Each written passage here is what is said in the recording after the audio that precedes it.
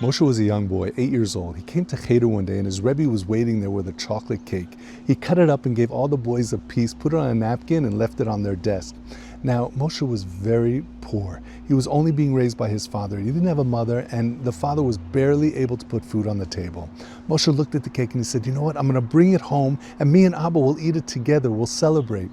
So he left the cake on his desk and he was looking at it the whole day, and every once in a while he would just take a pinch. He couldn't resist, and he took a pinch here and a pinch there. By the end of the day, there were only some crumbs left on the napkin.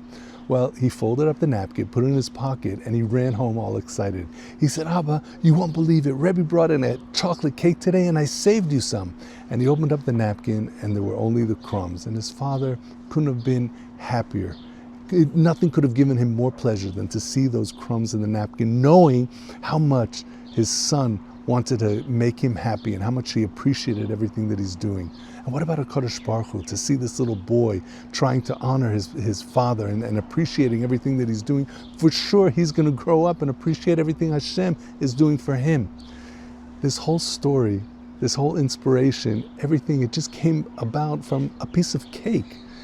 It comes to show us that everything in life, even the mundane things, can be elevated, can be used for spirituality, can be used for meaning if we decide. And we see it in this week's Parsha.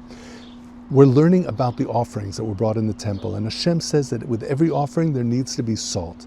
Now, why salt? Well, it's brought down that when HaKadosh Baruch Hu, when he created the world, he separated the waters. He took the higher waters and he made the heavens. The lower waters stayed on earth and they became the seas.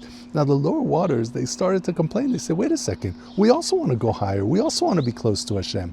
So Hashem says, I hear your complaint, and therefore I'm going to put salt in the temple. I'm going to require that there always be salt. Now, how does that solve the problem? Well, how is salt made? The sea water is evaporated. The water goes higher. It goes up as it evaporates, and the salt stays down here. It's to teach us that everything can be elevated, can be used for spirituality, can be used for the desire to get close to HaKadosh Baruch Hu. It's only up to us. Are we calling out to Hashem? Do we have a desire to get close and to have a relationship with HaKadosh Baruch Hu? Are we thanking Him? Do we have gratitude for all that He's doing for us? This is what we should be striving for. Have an amazing Shabbos.